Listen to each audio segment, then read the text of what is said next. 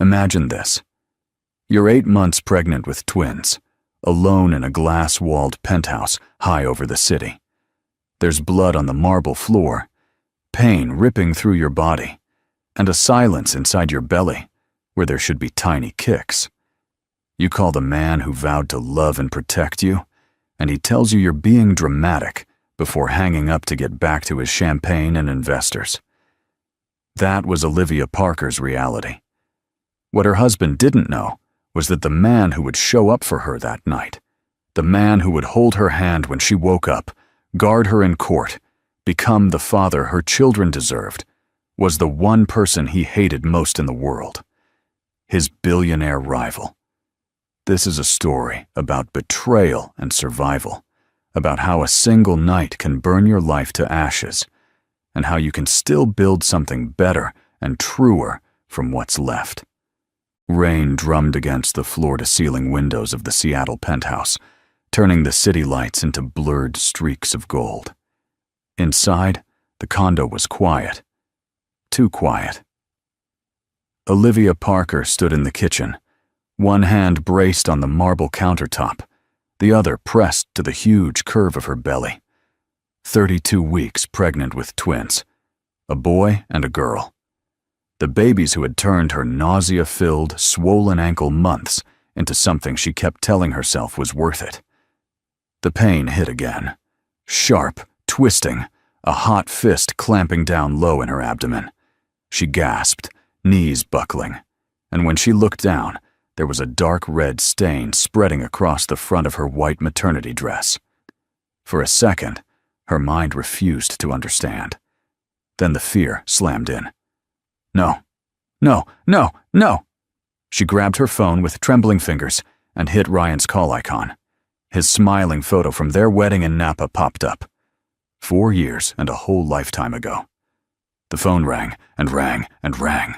On the 4th ring, he picked up. Liv? What? I told you I'm in the middle of the presentation. There it was, that edge in his voice, the one that turned her into a problem to be managed instead of a person to be loved. Ryan, she gasped. Something's wrong. I'm 32 weeks. The twins, I can't feel them. There's blood everywhere. You need to come home. Please. In the background, she could hear clinking glasses, murmurs of conversation, a low hum of expensive laughter. The investor party for his Singapore expansion deal, the night he'd been talking about for months. Take a breath, Ryan said. We've talked about this. You had a flare-up last month and it was nothing. The doctor said you're fine. It's the hormones making you anxious again. Olivia pressed her palm harder against her belly. Nothing. No kicks. No flips. The constant gymnastics of the last few weeks had gone terrifyingly silent. This is different, she whispered. I'm soaking through my dress. I can feel it running down my legs. I'm scared, Ryan. He let out a long, put-upon sigh. I'll try to leave early. Take something for the pain and call your OB. I'll be home by 9. It's 7:40, Olivia choked. I don't think I have until 9. You're overreacting again, he said, and hung up. For a long moment she stood there, listening to the dead line. Then another wave of pain hit, white-hot, and her vision flashed gray at the edges. Her internal voice, the one she'd been ignoring for months, spoke up, suddenly sharp and clear. He's not coming. He never comes. Call 911. Olivia's hands were slippery on the phone screen, but she managed to dial. 911, what's your emergency? Her voice shook. I'm pregnant. 8 months. Twins. There's a lot of blood. I can't feel them moving. They asked for the address. She gave it. The luxury building downtown. The one that had always impressed people when she mentioned it at dinner parties. The symbol of the life she was supposed to be grateful for. Are you alone, ma'am? Yes. Can you call your husband? A family member. A broken sound slipped out of her, half laugh, half sob. I've been calling my husband all day. He's busy. Okay, Olivia, the operator said gently. Stay with me. The ambulance is 3 minutes out. Try to sit down if you can." She tried. Her legs gave out halfway. She hit the marble hard, her phone skidding away, the operator's voice suddenly tiny and far away. Olivia's hand found her belly, fingers spread wide. "Please," she whispered. "Please be okay. Please don't leave me." For a heartbeat, she felt one weak flutter, a ghost of movement. Then nothing. The last thought she had before the gray closed in was that she should have left months ago. That busy had always meant choosing something else. That she had begged for scraps and called it love. Sirens howled somewhere below, growing louder. Then everything went dark. The paramedics found her unconscious in a widening pool of blood. Female, late 20s, 32 weeks pregnant. Twins. The younger medic, Sarah, rattled off as they worked. Heavy vaginal bleeding. Likely placental abruption. BP 80/50. She's in shock. They moved fast. IV line, oxygen mask, stabilizing, lifting her onto the gurney. Sarah's eyes bounced over the details. The designer furniture, the sweeping view, the wedding photos on the wall. In one of them, Olivia was laughing at the camera in a lace dress, her hand in a man's. Ryan Parker, tech world golden boy, CEO of Parker Pharma. Handsome in that polished, camera-ready way. The tabloids loved him.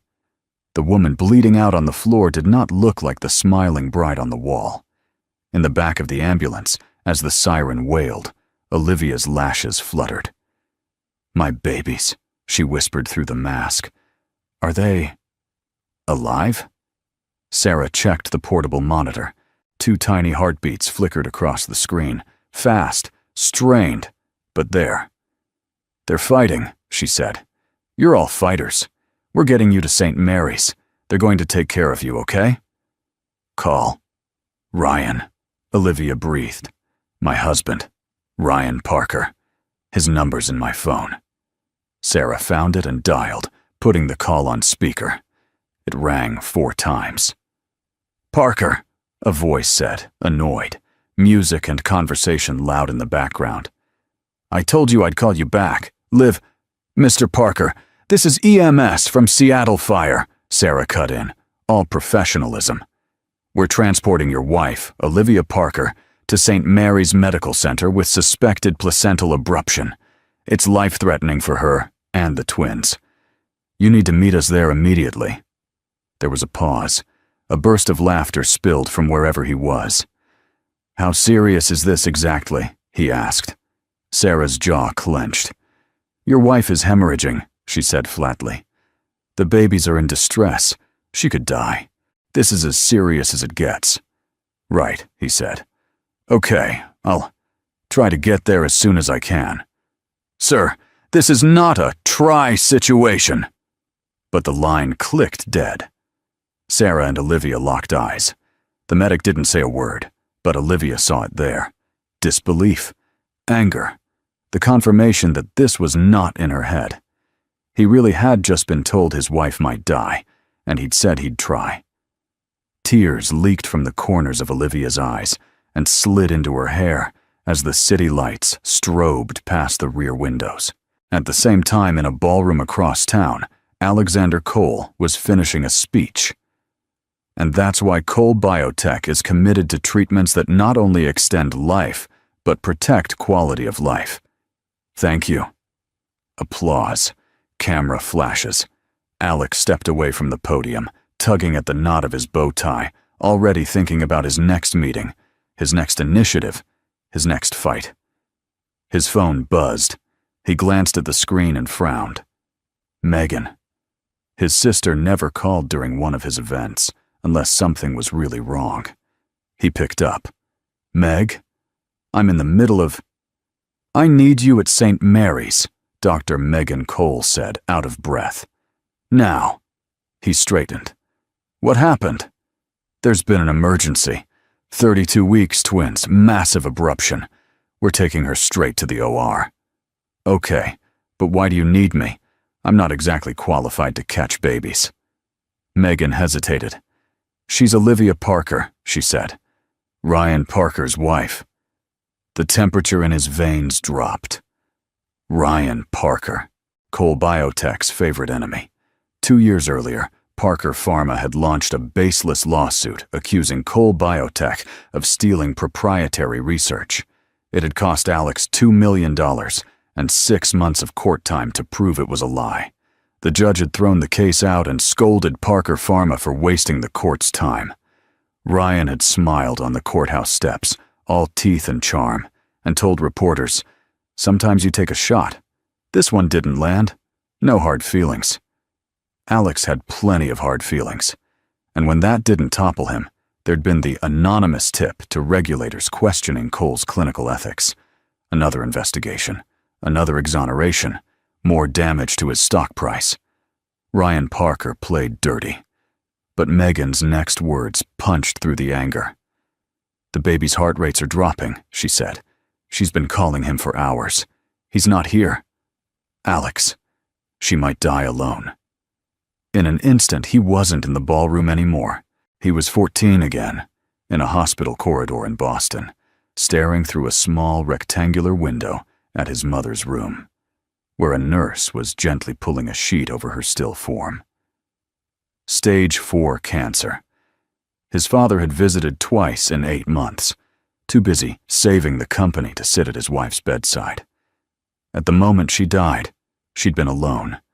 Alex had sworn he would never become his father. "I'm on my way," he said, already moving. He handed off his champagne flutes and apologies to bewildered donors, shrugged out of his tuxedo jacket, and walked out into the rain. The operating room was bright and cold, and humming with urgency. Olivia drifted in and out of awareness as they wheeled her in. There were voices, lights, the sensation of someone squeezing her hand. "Olivia, I'm Dr. Megan Cole," said a voice above her. "We're going to get your babies out now. You're bleeding too much, do you understand?" "Yes," she breathed. "Is Ryan here?" Megan's jaw tightened beneath her mask. "Not yet," she said. "But I'm here. I won't leave you." As the anesthesiologist lowered the mask over her face, Olivia had one last clear thought. You can't apologize your way into being loved. You can't shrink yourself small enough to fit inside someone else's priorities. Alexander paced the surgical waiting room, still in his tuxedo pants and open-throated dress shirt, hands shoved into his pockets. He'd spent years imagining how he might someday destroy Ryan Parker. None of those fantasies had involved sitting in a hospital waiting room for the man's wife. The TV on the wall played muted news about some political scandal. No one in the room watched it. Megan appeared in the doorway, scrub-stained, hair tucked under a cap. Tired lines bracketed her mouth. He was across the room in 3 long strides. "Well?" he demanded. "The twins are alive," she said. "Both premature but vigorous. They're in the NICU, a girl and a boy. And her? She lost a lot of blood," Megan said quietly. "Placental abruption, complete separation. Another 20 minutes, and we'd be having a very different conversation." Something knotted in his chest eased a fraction. "But for now, she's stable. She's in recovery. She'll need time." "Where is Parker?" Alex asked. Megan's eyes flashed. "Not here," she bit out. "We called him 3 times during the surgery, straight to voicemail." Alex pulled out his phone. 2 years ago, during the early stages of the lawsuit, Ryan had handed him a business card and said, "Call me anytime you're ready to settle." It had been a taunt. Tonight, Alex used the number. The line picked up on the 3rd ring. "Alex," Ryan slurred slightly. "Little late for business, isn't it?" "Your wife almost died tonight," Alex said. Silence. The noise of the party swelled behind Ryan. "What are you talking about?" "She had a placental abruption," Alex said. "Emergency C-section. Your children are in the NICU. She is in recovery. St. Mary's." There was a longer pause this time. Alex waited for the panic, the shock, the sound of a man bolting for the door. Instead, Ryan said, "How do you even know that? Why are you involved?" "Because I'm here," Alex snapped. "Somebody needed to be. She called you 4 times while she was bleeding on your bathroom floor.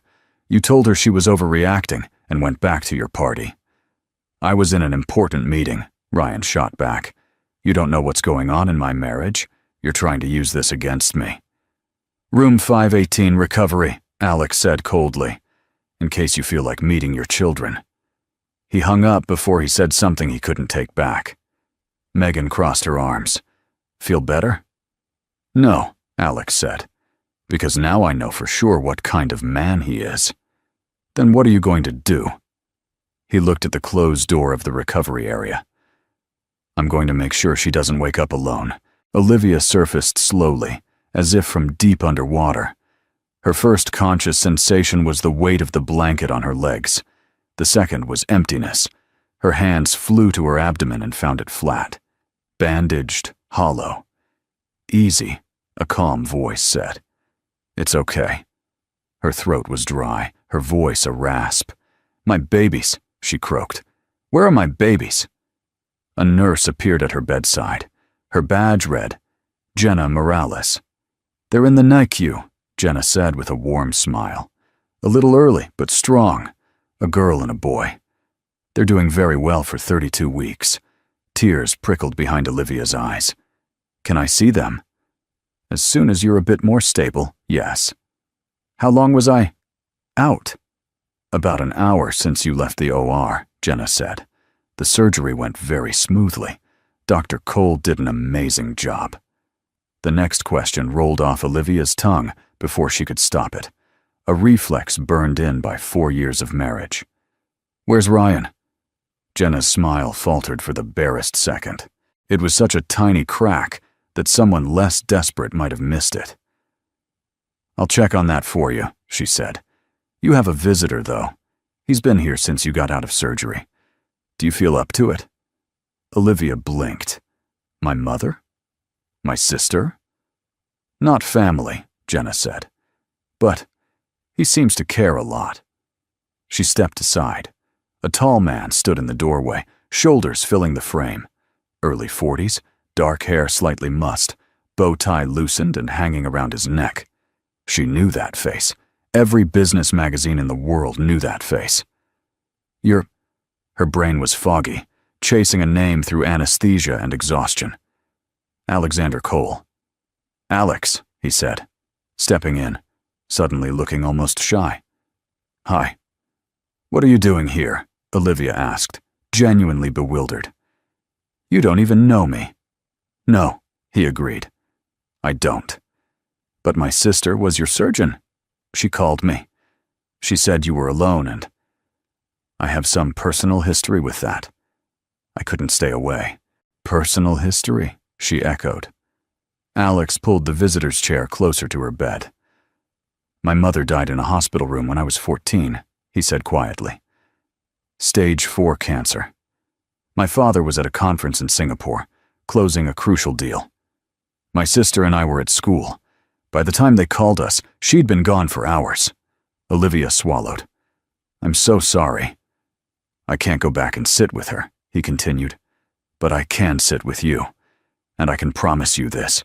No matter what happens next, you're not crazy for wanting your husband to show up." Her eyes stung.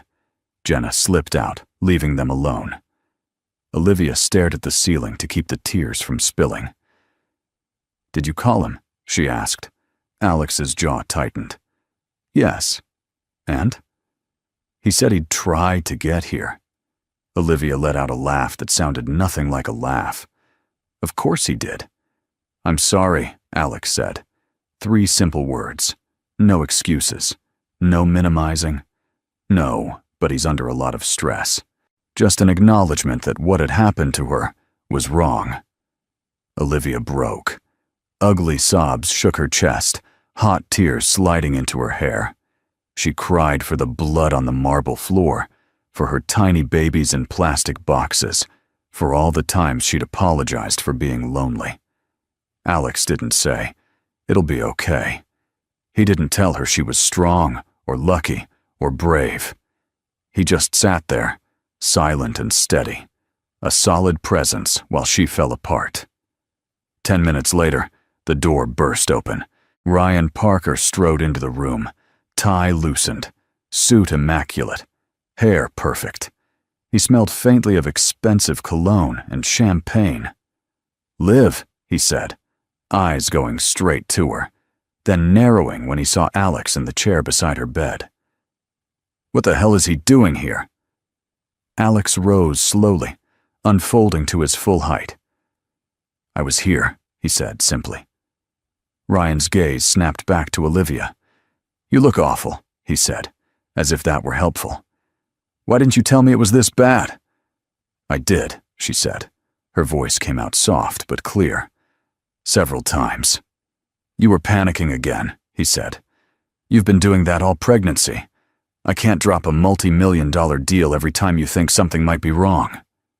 Even now, even after almost dying, some part of Olivia flinched and started to fold, and then stopped. "I almost died tonight," she said. "Don't be dramatic," he said automatically. "You had a complication. The doctors handled it." "You're fine. You weren't here," Olivia said. Ryan exhaled hard through his nose, as if she were a difficult client. "I told you I would try to leave early. I got here as soon as I could." "You got here 3 hours after surgery," Alex said, his tone still calm, but edged in steel. "And you only came after her surgeon's brother called you and spelled out that your wife almost died on your bathroom floor while you were drinking with investors." Ryan ignored him. "Liv, he's just trying to turn you against me," Ryan said. "He's been gunning for me for years. You know that." Olivia stared at her husband, at the man who had once held her hand on a beach in California and whispered about their future, at the man who had missed her first ultrasound for a last-minute meeting, their anniversary dinner for a networking event, the gender reveal because he couldn't get a flight back in time. "He didn't have to turn me against you," she said quietly. "You did that all on your own." Ryan's phone buzzed in his pocket. He glanced at it automatically. Olivia watched his face soften, just for a moment, at whatever he saw on the screen. She knew that look. She'd seen it late at night when his phone lit up, and he smiled at something in the dark, thinking she was asleep. She'd seen it when he'd stepped into the hallway to take calls that couldn't wait. Her heart dropped. "Who is she?" Olivia asked. Ryan froze. "What?" "The person who just texted you," Olivia said. "The one who makes you smile like that. What's her name, Ryan?" He shifted, suddenly stiff. "This is not the time." "Tell me the truth," she said, and surprised herself with how steady she sounded. "For once in your life, just tell me the truth." The heart monitor beeped steadily. Alex stood very still, watching. Ryan looked at the floor. "You're being paranoid again," he said. "This is the medication talking. We can discuss this when you're—" "Ryan," her voice sharpened. "How long have you been cheating on me?" Silence. 5 beats. 6. 6 months, he muttered. Olivia closed her eyes. She did the math. She'd been 1 month pregnant. "So while I was carrying your children," she said, each word careful and precise, "you were sleeping with someone else." "It wasn't like that," he said quickly. "It just happened. Things between us were strained. All you wanted to talk about was the babies, and appointments, and nursery colors. I felt shut out. Sophie was just easy to talk to." "Sophie," Olivia repeated, the name like a punch. "Your executive assistant." Ryan didn't answer, which was answer enough. Images flashed up. Sophie Blake, 28, immaculate suit dresses, an ever-present iPad, always hovering near Ryan at company events. Olivia had brought her homemade cookies at Christmas, had asked politely about her parents, her hobbies, complimented her shoes. "Last March," Olivia said numbly, "the pharma conference in Hawaii. You were gone a week. I packed your suitcase, put your favorite blue swim trunks in, slipped a note in the pocket that said, I loved you. You said the flights were exhausting. You barely called me. She was there with you, wasn't she?" Ryan's silence was heavy. "Yes," he said finally. "But it wasn't supposed to be anything serious. It was a mistake." "How many times did you make that same mistake?" she asked. "Olivia, do you love her?" she asked. He stared at her, jaw flexing. "I don't know," he said. "Do you love me?" "Of course I do," he said too fast. She waited. Nothing. His silence wrapped around them, louder than any answer. The part of her that had spent years begging him to choose her, that had written off her own instincts as crazy, simply snapped. "Get out," she said. Ryan blinked. "What?" "Leave," Olivia said, her voice suddenly icy. "I don't want you here." "You're not thinking clearly," he replied. "The anesthesia. I have never thought more clearly in my life," she said. "Get out. You can't be serious. We have a life, a company, children. Children who will grow up knowing what it looks like when their mother accepts crumbs," she cut in. "I won't model that for them. Not anymore." Alex spoke for the first time in several minutes. "She's asked you 3 times to leave," he said. "You should listen." Ryan rounded on him. "This is your fault. You come in here with your bleeding heart stories and poison my wife against me. Your wife almost bled to death tonight while you were clinking glasses," Alex snapped, his own temper finally flaring. "She called you 4 times, and you told her she was overreacting. You didn't need any help from me to destroy your marriage. You did that all by yourself." Ryan stepped closer to the bed, ignoring him. "You're going to regret this, Liv," he said. "You're emotional. You just had major surgery. I'm not walking out on my family because you're having a moment." For the first time, Olivia looked at him without hope, without fear, just done. "The only thing I regret," she said quietly, "is not leaving sooner." Ryan looked between her and Alex, calculating. That was what he did, in business and in life. Ran the numbers, judged the odds, looked for the win. He seemed to realize there wasn't one here. "My lawyers will be in touch," he said stiffly. Then he turned and walked out. The door shut behind him with a soft click. Olivia started shaking, not from fear this time, but from the sudden release of holding everything together. Alex sat back down. "You were incredible," he said softly. "I have no idea what I'm doing," she whispered. "Welcome to the club," he said. "Nobody does. We just keep trying to do a little better than yesterday." Over the next 4 days, the hospital became Olivia's entire world. She shuffled down the hallway in hospital socks and a robe. Ryan's old t-shirt swapped for shapeless gowns. Jenna showed her how to ease into a chair without tearing her stitches. Every few hours, once her vitals were stable, they wheeled her to the NICU. In a softly lit room full of beeping machines and tiny miracles, she met her children. Her daughter, Lily, 3 pounds, 12 ounces, was all dark hair and fierce little fists. Her son, Noah, 4 pounds, 1 ounce, had a button nose exactly like Olivia's baby photos, and a habit of screwing his face up in a way that made Jenna joke he was already skeptical of the world. They were covered in wires and tubes, encased in plastic, but to Olivia, they were perfect. She slipped her hand through the porthole of Lily's incubator on that first visit. Lily's fingers, impossibly small, curled around her mother's and squeezed with surprising strength. "I'm not going to let you grow up thinking this is what love looks like," Olivia whispered. "I promise." Ryan came to see the twins twice. The first time, he stayed 10 minutes, took a few photos for his social media, and left for a board call. The second time, he showed up with flowers and a speech about working on things, which ended abruptly when Olivia asked him to leave if he couldn't say the words, "I'm sorry," without a qualifier. Alex, on the other hand, came every day. He didn't fuss over her or hover. He brought decent coffee and the occasional contraband pastry. He sat beside her in the NICU, watching Lily sleep and Noah kick, and asked about her work before the pregnancy, about her dreams before Ryan. "I used to be a school counselor," she said one afternoon, eyes on Lily's monitor. "Middle school. I loved it. Then Ryan's company took off, and I took on the supportive CEO wife role for a while. I told myself it was temporary, that when things settled down, I'd go back." "They never settled down," Alex guessed. She huffed out a humorless laugh. "No. The more successful he got, the less room there was for me to be anything but an extension of him." "And now?" he asked. She looked at her sleeping children. "Now I think I want to help women like me," she said slowly.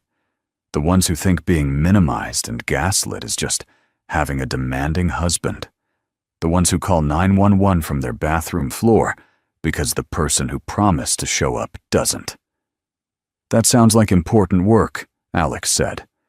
Jenna came in on the 4th morning with a stack of papers. "Good news," she said. "You're medically cleared to discharge today." "Oh." Olivia's heart fluttered with something that was not entirely excitement. Going home. Home, where every object would remind her of what had shattered. Home, where Ryan could walk in whenever he wanted. The idea made her chest tighten. Jenna saw it. "You don't have to go back there," she said gently.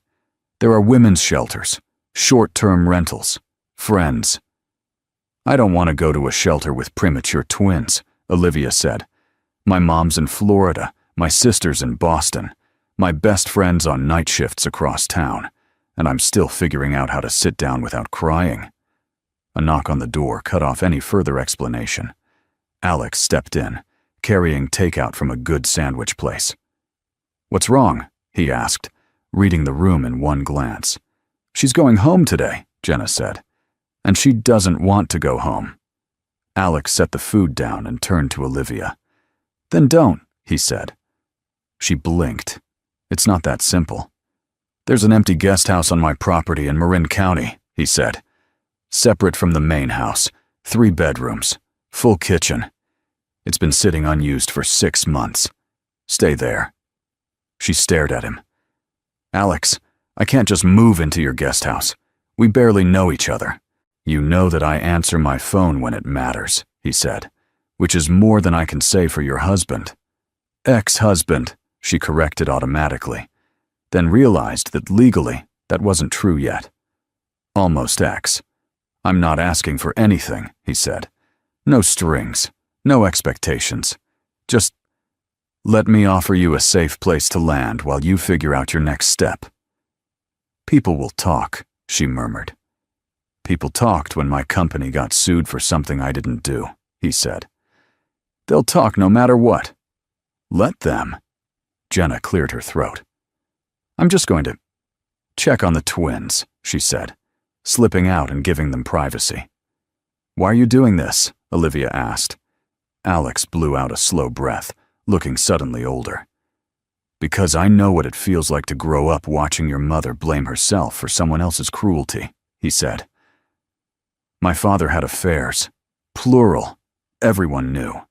He made my mom feel crazy whenever she confronted him, told her she was insecure, dramatic, needy." Olivia's throat tightened. The script was painfully familiar. "She died still making excuses for him," Alex went on. "I can't fix that. But when I see the same pattern, the gaslighting, the blame shifting, the way he made you doubt your own reality, I can name it. It's abuse, Olivia. Just because he never raised a hand doesn't make it less real." The word hung between them. Abuse. She had never let herself use it. Abuse was bruises and broken bones, not missed dinners and silent phones, not eye rolls and "you're overreacting again," not shivering on a hospital bed while your husband argued about his schedule. "Okay," she whispered. "Okay," he echoed. "Yes," she said, swallowing hard. I'll stay. Just for a while. Until I can stand on my own feet again. You're already standing, he said softly. You just don't realize it yet. The guest house in Marin County, 2 hours north of San Francisco, tucked into a wooded hillside, looked like it belonged in a coffee table book. Large windows framed views of the bay. The living room smelled faintly of cedar. The kitchen was stocked with groceries, herbal tea, and a note in Megan's looping handwriting. Welcome. You're safe here. Call me for anything, medical or otherwise. Megan Olivia cried when she saw the nursery. She hadn't asked for that. But one of the rooms had been transformed into a soft gray cocoon, 2 identical cribs, a rocking chair by the window, tiny clothes folded into drawers. Alex hovered in the hallway, suddenly awkward. My sister insisted, he said. She told me what babies need. I mostly just moved boxes. It's perfect, Olivia whispered. 2 weeks later, Lily and Noah came home. They were bigger now, cheeks filling out, eyes more alert. Noah stared at everything with intense curiosity. Lily had a habit of curling herself against Olivia's chest, seeking her heartbeat. Alex was there the day Olivia carried them over the threshold of the guest house. He held the diaper bag, opened doors, quietly assembled the swing that somehow required an engineering degree. He never tried to take over. He changed diapers at 3 a.m. when she was too tired to see straight. He rocked fussy babies, while she grabbed the first uninterrupted shower she'd had in months. He listened when she dissolved into tears one evening, because Lily had spit up all over the only clean shirt she owned that didn't feel like a tent. You're not weak for needing help, he said that night, as they sat on the couch, both holding sleeping babies. You're human. You're a billionaire CEO, she countered. Don't you have better things to do than get peed on? Honestly, he said. No. For a brief, shimmering stretch of weeks, Olivia's world shrank, in a good way. Feedings, naps, doctor appointments, short walks around the property when her incision stopped screaming. She started an online course in trauma-informed counseling, chipping away at lectures during nap times. In the quiet, she began to hear herself again. She also heard from Ryan. The first contact came in the form of a bouquet of white roses left at St. Mary's after she'd already left, with a note that said, "Let's fix this." R. Then the texts. "Where are you? We need to talk. You can't just disappear with my children. You're overreacting, Liv." Again.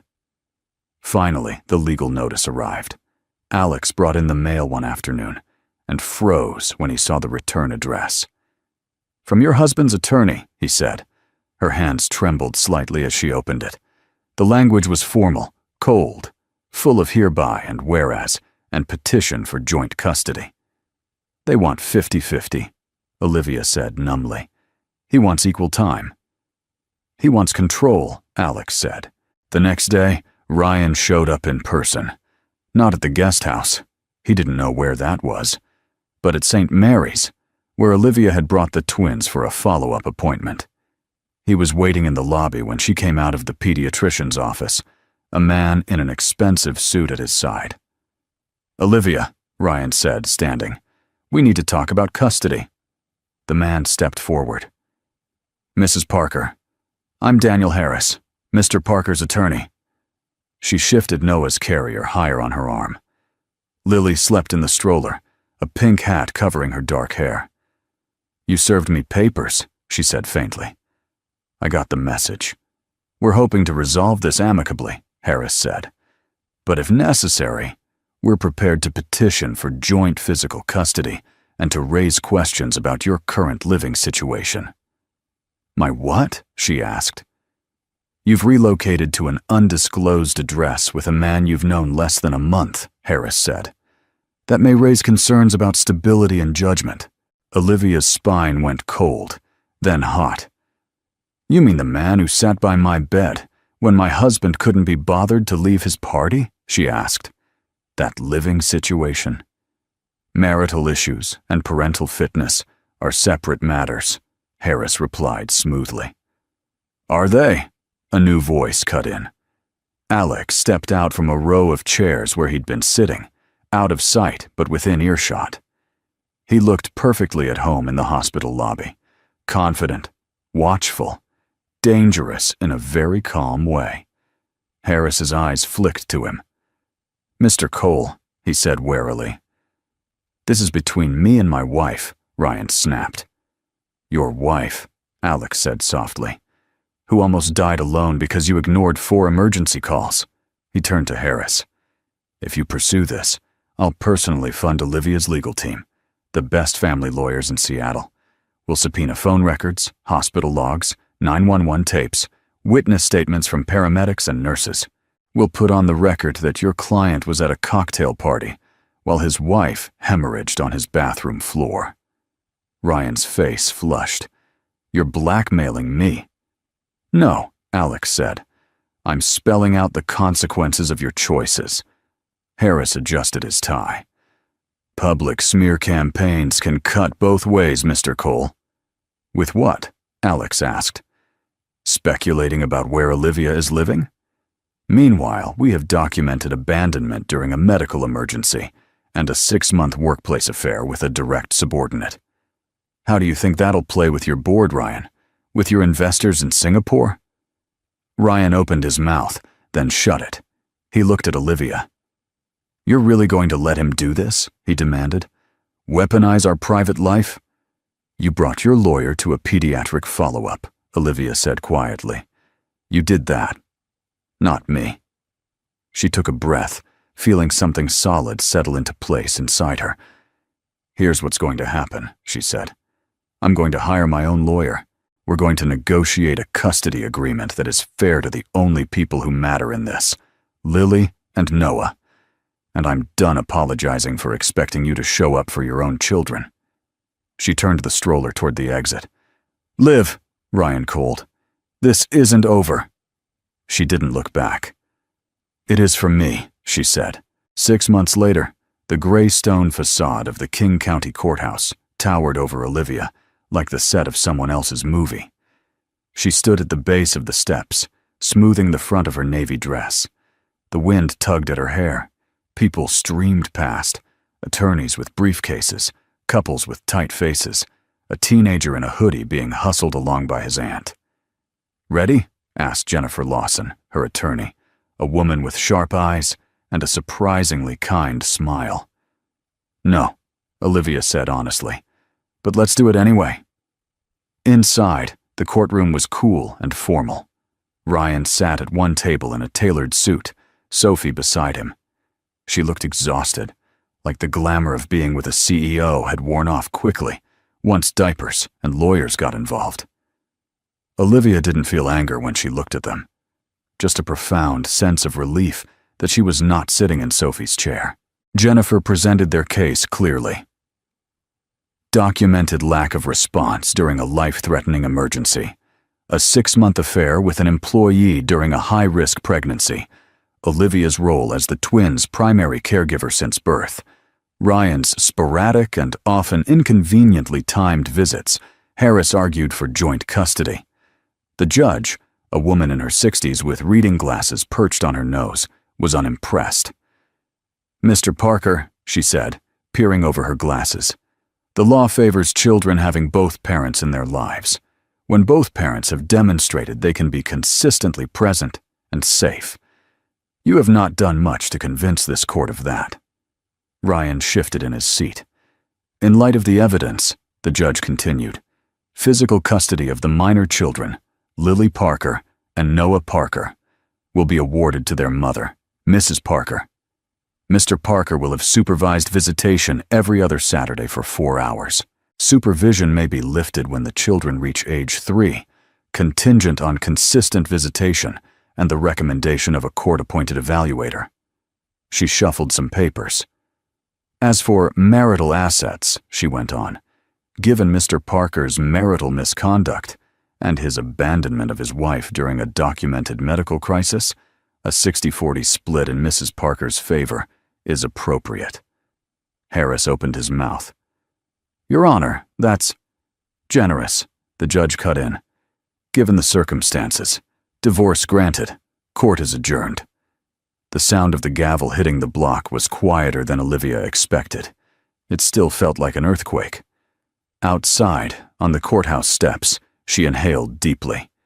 The air tasted different. Lighter. Alex was waiting by the curb, leaning against his car. He'd sat in the back of the courtroom, unobtrusive, letting her fight her own battle. But his presence had been a steady anchor. How do you feel? He asked. She surprised herself by smiling.